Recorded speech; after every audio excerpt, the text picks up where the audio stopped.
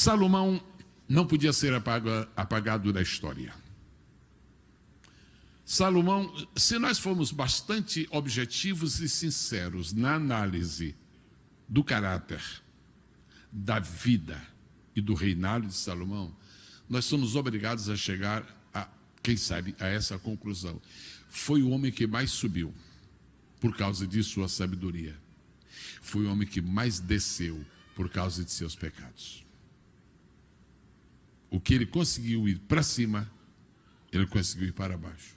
Porém, a Bíblia reserva lugar de honra para Salomão. Eu espero que nenhum dos senhores aqui presentes e nenhuma outra pessoa que está nos acompanhando via internet, espero que ninguém mande hoje à noite uma pergunta para cá sobre se Salomão foi salvo. Espero que ninguém faça esta pergunta, porque não precisa fazer esta pergunta. Você acha que chegando ao céu não é um direito seu encontrar lá uma pessoa que escreveu 5 livros da Bíblia?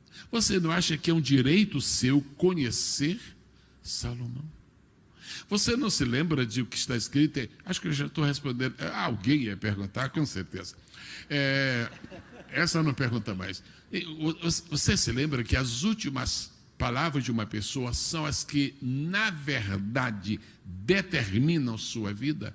E as últimas palavras de Salomão foram estas. Eclesiastes 12, lá no finalzinho diz assim: de tudo que se tem ouvido, o fim é: teme a Deus e guarda os seus mandamentos. Finalmente, Salomão era filho de Davi. Você acha que Salomão pode estar no inferno se Jesus aceitou, e aceitou com prazer, aceitou ser chamado filho de Davi? Como é que Jesus aceitaria ser chamado por um título, por uma epígrafe que indicasse um homem no inferno? Filho de Davi, você está aqui, é do céu, mas o outro é do inferno. Não, então não há nenhuma razão para imaginar. Agora, a gente lê a Bíblia correndo. Eu já li a Bíblia voando muitas vezes, mas na verdade eu estava sentado no avião e o avião que estava voando. Agora, quem lê a Bíblia voando não consegue nada. Salomão foi punido pelos seus pecados. Salomão pecou muito. E essas são as 2 últimas palavras. E eu estou gastando um pouquinho para ver se termina esse painel, porque as perguntas são tão complicadas. Ok. Há 2 últimas coisas que eu queria falar sobre Salomão. A primeira delas é precisamente esta: Salomão foi punido pelos seus pecados. Punido aqui na terra, para poder escapar e estar no outro lado. No livro de Eclesiastes está escrito exatamente assim. Palavras de Salomão. Eu, Salomão, fui rei em Israel. Eu sou ruim de gramática, dessas coisas. Para mim é uma coisa complicada. Mas eu sempre achei que fui é coisa do passado. Se eu não estou enganado, continua sendo. Fui. E quem foi não é mais. Eu, Salomão, fui rei em Israel. Se ele diz que ele foi rei, ele não era mais. Se ele havia sido rei e não era mais, ele foi deposto.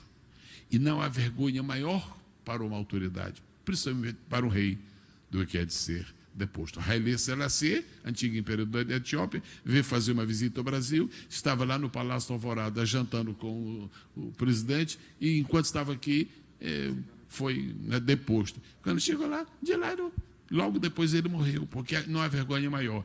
Então, se nós atentamos para as palavras de Salomão, eu, Salomão, fui rei de Israel, então foi, mas não é mais. E essa perda de reino, essa perda de autoridade, essa subtração de poder, Deus permitiu para que ele pudesse ser redimido. É um parâmetro divino e ninguém tem nada com isso. Deus faz o que ele quer e ponto final. E então, Salomão escreve: o teme a Deus, guarda os seus mandamentos, que tudo vai vir a juízo, etc, etc. E aí, Salomão. Agora, para concluir, a última coisa que eu falo sobre Salomão. Se você e eu temos sabedoria, nós devemos ter um compromisso com a nossa sabedoria.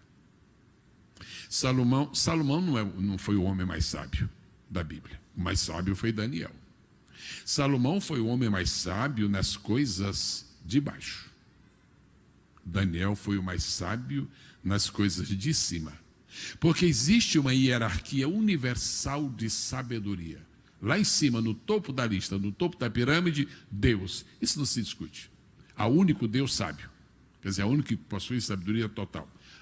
A sabedoria total é Deus. A segunda, para desespero de quem quiser, Satanás.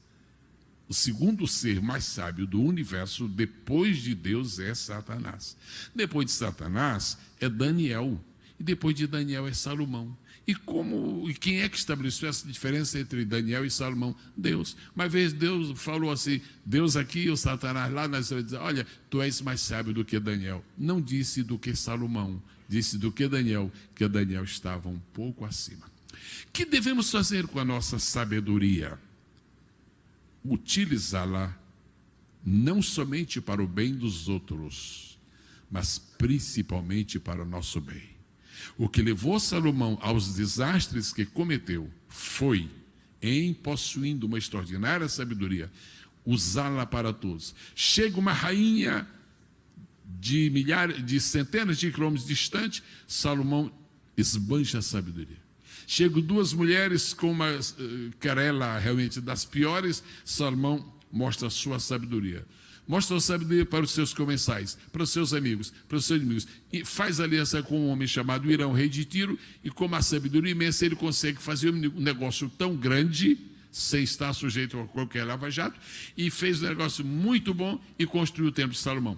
Porém, a sabedoria que ele espalhou para todas as pessoas, ele não usou para si mesmo. E sabedoria só funciona quando é utilizada, e só funciona para nós quando nós a utilizamos para nós. Deus levante pastores sábios, mas que usem a sabedoria para dirigir a igreja, mas para conduzir suas vidas.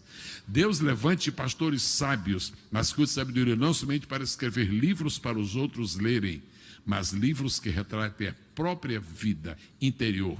Porque quando se escreve um livro, na verdade são dois livros que aparecem. Aquele que é visível, que as pessoas leem, o que está por trás dele, que é a vida de quem escreveu. Salomão escreveu livros para os outros lerem com a sua sabedoria, mas não escreveu o livro de sua própria vida com a sabedoria que deveria ter. Amém.